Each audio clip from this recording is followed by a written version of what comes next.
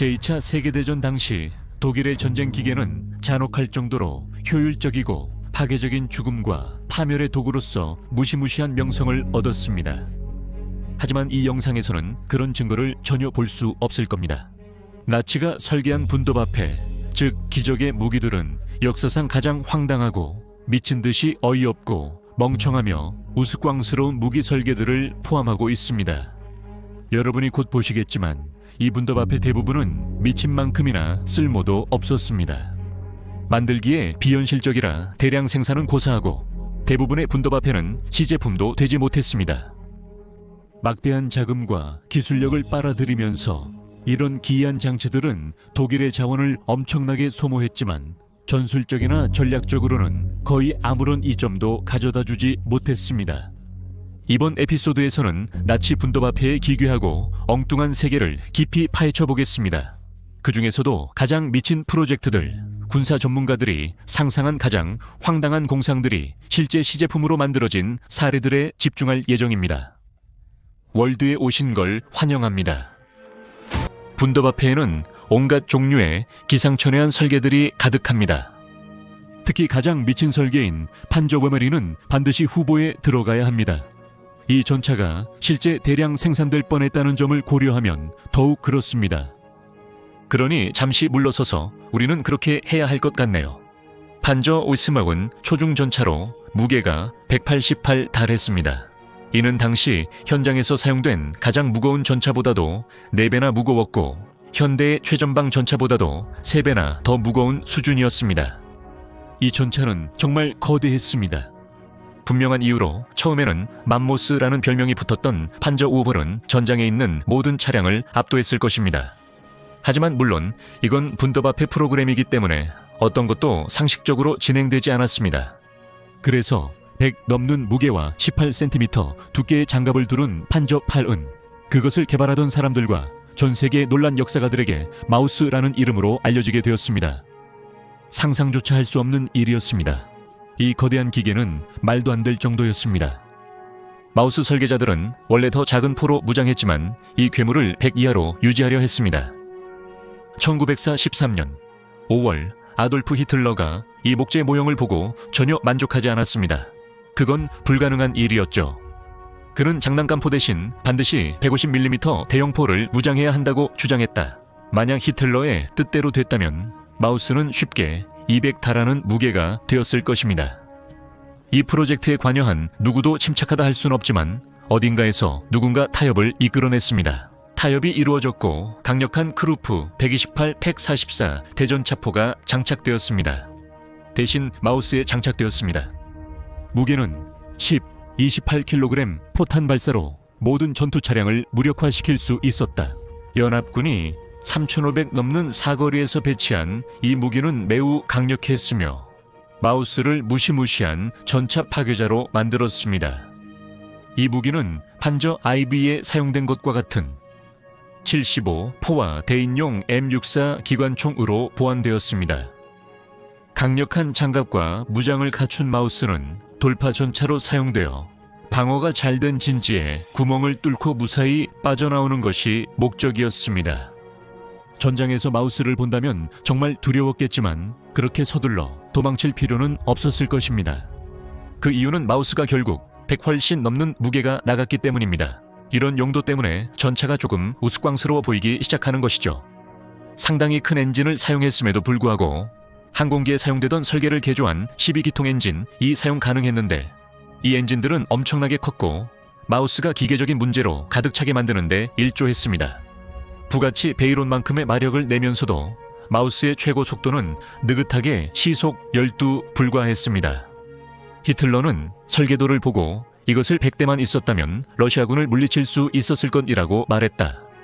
설령 그것이 사실이라 해도 사실이 아니지만 히틀러는 러시아군을 신속히 재배치하지 못했을 것입니다.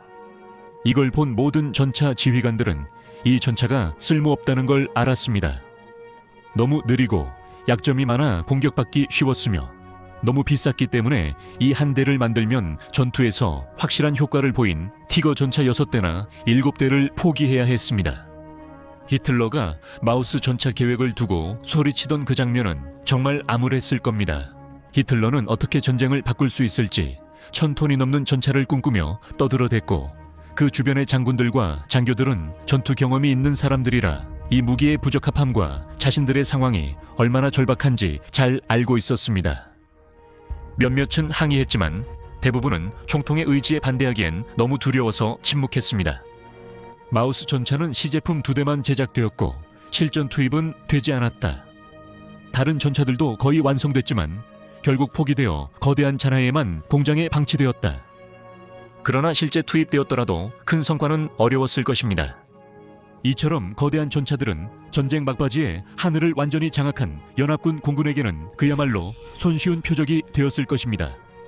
결국 판처 8마우스는 처음부터 끝까지 결함 많고 무모한 프로젝트였다고 해도 과언이 아닙니다. 더 큰 전차들도 분도바페로 제한되었는데 예를 들어 500 랜드 크루저 P1000 라트 같은 것이 있었습니다. 하지만 마우스만큼 현실에 가까워진 전차는 없었습니다. 만약 독일이 그것들을 만들 시간과 자원, 그리고 이동시킬 수 있는 인프라까지 갖췄다면 아마도 정말 대단한 무기가 되었을지도 모릅니다.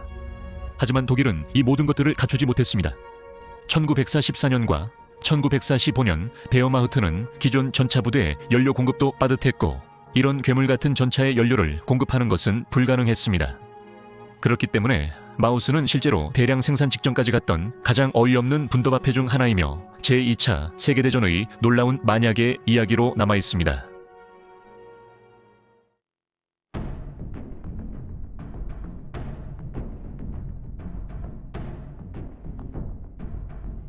모든 전함을 능가하는 크기를 자랑하는 일련의 제안들. H급 전함들은 만약 나치 정권이 몇 년만 더 존속했다면 진수되었을지도 모릅니다. 일본의 야마토급 전함과 미국의 몬테나급 전함 모두를 압도하는 크기를 자랑했던 H급 전함은 엄청난 크기와 무장을 갖춘 제한된 전함 시리즈였습니다. H급 전함 시리즈는 6개의 설계안으로 구성되며 단일 목적을 위해 제작되었습니다. 그리고 그 단 하나의 목적은 바로 영국 왕립 해군의 파괴였습니다. 독일 해군인 크리그스마린의 재무장과 확장에 부여된 이름은 무섭게 들리는 플랜 C였습니다. 이 플랜 C를 위해 건조될 예정이었던 H급 전함 중 가장 거대한 것은 H-44, H-40C였습니다. 비록 실제로 자세히 계획되지는 않았지만 H-44, H-44는 길이 345m, 무게는 무려 14만 1,500톤으로 계산되었습니다. 이 거대한 전함은 역사상 가장 큰 전함으로 건조된 일본의 무서운 야마토와 그 자매함들보다 2배나 무거웠을 것입니다. H-44, H-44는 너무 커서 건조되었다면 독일 전역에 정박할 항구가 없었을 것입니다. 해군 역사상 가장 상징적인 교전 중 하나에서 강력한 후드를 침몰시킨 무서운 전함 비스마르크는 H-44, H-44의 크기의 3분의 1에 불과했습니다. 이 전함은 정말 괴물 같았을 것입니다. 하지만 H급 전함이 현대 미국의 원자력 항공모함만큼 길고 무거웠다 한들 그게 무슨 의미가 있을까요? 이제 주포에 대해 이야기해 봅시다. 화력에 관해서라면 독일의 기술력은 좀처럼 실망시키지 않죠. H급 전함도 예외는 아니었습니다. 508mm 주포 8문을 장착할 예정이었던 H-44는 각각 최대 1900kg에 달하는 포탄을 발사할 수 있었을 것입니다. 즉 H-44의 일제 사격 한 번이면 15톤이 넘는 고폭탄이 쏟아졌을 텐데 이 양은 2차 세계대전에서 가장 크고 파괴적인 중폭격기 중 하나였던 B-17 플라잉 포트리스 7대가 실어야 할 정도의 탄두 중량입니다. 이 50.8cm 한 포의 공격을 받는다는 것은 아마도 몇몇 콘크리트 지하 벙커를 제외하고는 어떤 것이든 확실한 파괴를 의미했습니다. 그러나 이는 나치 계획가들에게 공상에 불과했다. 예상 제작 기간이 50달하고 완성하기 위해 막대한 양의 강철과 인력, 자금이 필요했기 때문에 H급 전함은 단 한 척도 완성되지 못했습니다. 이미 각각 1200, 3500 강철이 사용된 2척의 전함도 결국 해체되어 그 자재는 대신 유보트 제작에 사용되었습니다. 전면전이 육지에서 벌어지면서 독일은 해상에서 영국에 도전할 자원이 없었습니다. 사실 다행인 일이기도 했습니다. 태평양에서의 해전은 이미 항공모함을 중심으로 한 기동 항공 전략 앞에서 전함이 얼마나 구식이 되어가고 있는지를 보여주고 있었으니까요. 이미 만들어진 대포들은 대서양 방벽, 즉 일련의 해상 방어선에 통합되었고, 이들은 이 전함들이 가질 수 있었던 잠재적 힘을 상기시키는 거대한 유산으로 남아 있습니다. 대신 브리타니아는 계속해서 바다를 지배했고, H급 전함은 현실을 벗어난 거대한 강철의 위용으로 해전 애호가들의 상상 속에서 영원히 군림하게 되었습니다.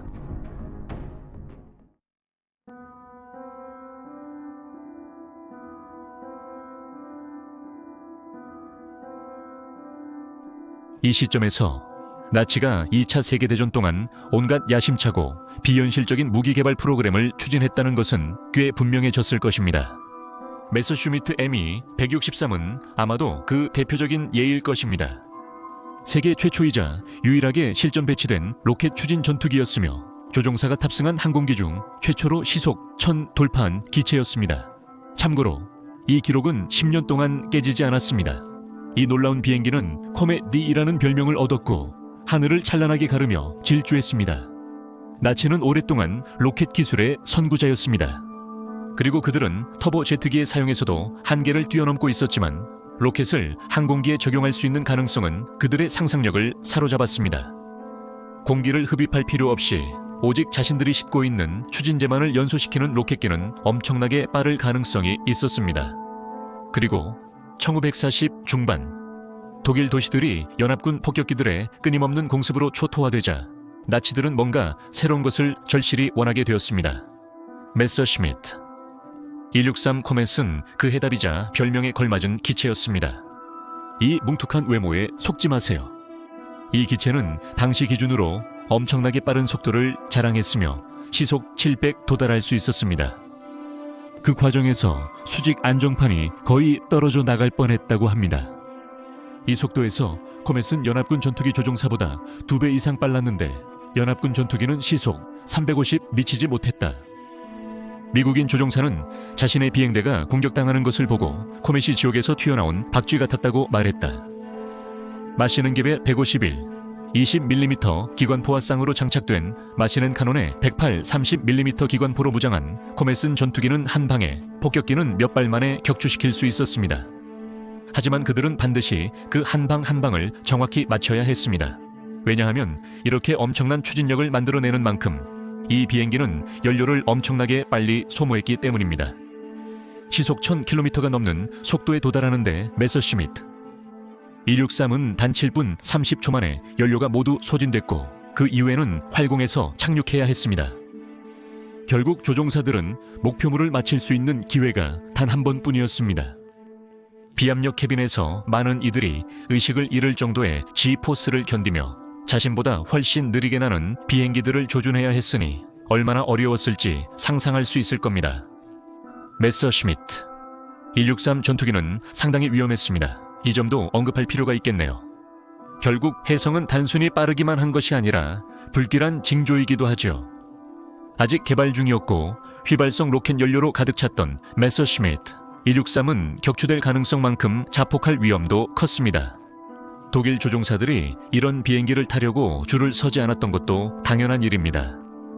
추진제인 C 슈토프라는 화학 혼합물은 부식성이 강하고 독성이 있으며 혼합될 경우 극도로 폭발성이었습니다.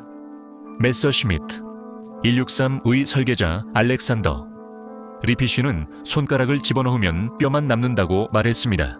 메서슈미트 163은 이륙 준비 중 활주로에서 폭발하거나 비행 중 약간의 손상으로도 폭발했습니다.